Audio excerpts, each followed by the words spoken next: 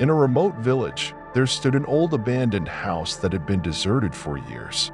Terrifying rumors always surrounded the house, and the locals avoided it at all costs.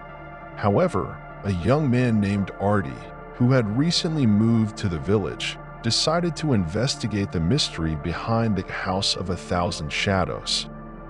On a dark night, Artie, along with his friends Rena and Daika, decided to enter the house. The door creaked as they opened it, and the atmosphere inside was eerily tense. Dim lights illuminated only a small part of the room, leaving mysterious shadows in every corner.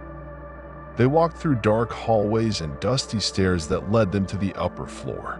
There, they found a hidden room behind a tightly closed door.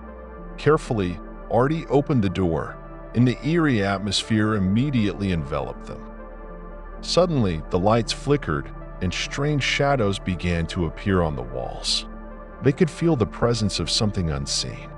Rena heard soft whispers in her ear, while Daika felt a cold touch on his shoulder. Artie himself sensed an uncanny presence around him.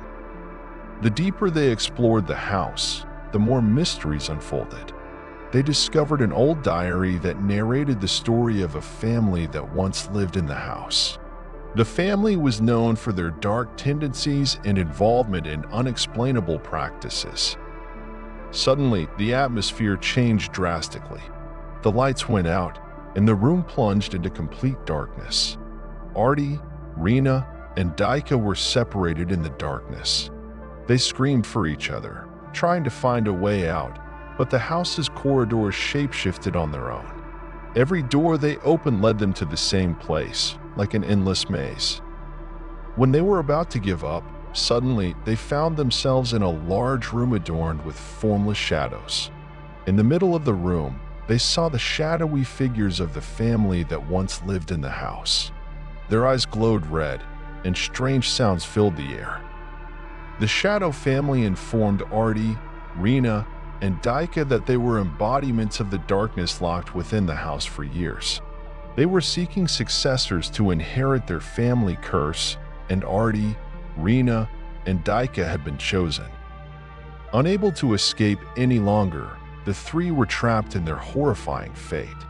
The house, once considered haunted, now became an eternal prison for the cursed souls. They were now a part of the House of a Thousand Shadows, forever trapped in perpetual darkness with the terrifying Shadow family.